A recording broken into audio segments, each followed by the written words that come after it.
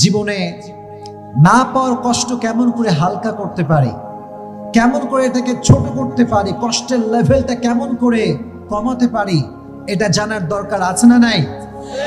মানুষের জীবনের সবচেয়ে বড় তিতা সত্য কথা হচ্ছে যে মানুষ এটা খুব সহজে পেয়ে যায়, এটার মূল্যায়ন সে করতে চায় না। আর যেটা সে পায় নাই, যোগ্য ছিল না তার, তবুও সে এটার প্রতি মায়া কমাতে পারে না। এটা মানুষের জীবনের সবচেয়ে বড় তিতা সত্য কথা। কলিজার টুকরা যুবক, আমার বোনেরা, জীবনে যদি না পাওয়ার কষ্টকে হালকা করতে চান, একটা বাক্য অলওয়েজ মাথায় রাখবেন, अगर जिंदगी में सब कुछ मिल जाए तो तमन्ना किस बात की करूंगा मैं। জীবনে যদি সব কিছুই পেয়ে যাই, তাহলে আশা বলতে তো কিছু থাকবে না। জীবনে বাঁচতে হলে একটা আশার দরকার আছে না নাই? জীবনে থাকার জন্য, বেঁচে থাকার জন্য প্রত্যেকটা ধাপে ধাপে রবের উপরে একটা ভরসার দরকার আছে না নাই?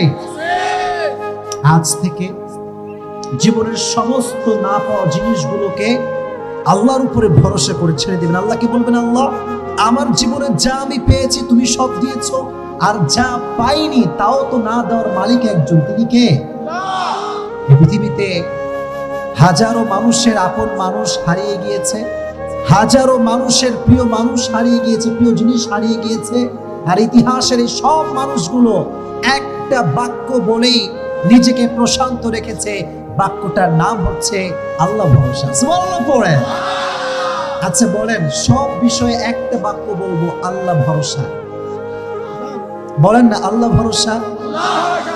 এই কথা যে বারবার বলতে পারবে যে আল্লাহ ভরসা, আল্লাহ ভরসা, আল্লাহ বলে, বান্দা তুই যদি বলতে পারিস, ওয়া মান ইয়াতাওয়াক্কাল আলাল্লাহি ফাহুয়া হাসবু, whoever trusts in Allah, Allah is sufficient for him।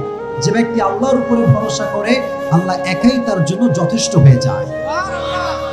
এজন্য আজ থেকে জীবনে না পাওয়া জিনিসটি কোনো টেনশন নাই, কোনো হতাশা নাই, কোনো অভিযোগ নাই, কোনো ছেঁকা খেয়ে বেকা হওয়া যাবে না। ঠিক কিনা বলে?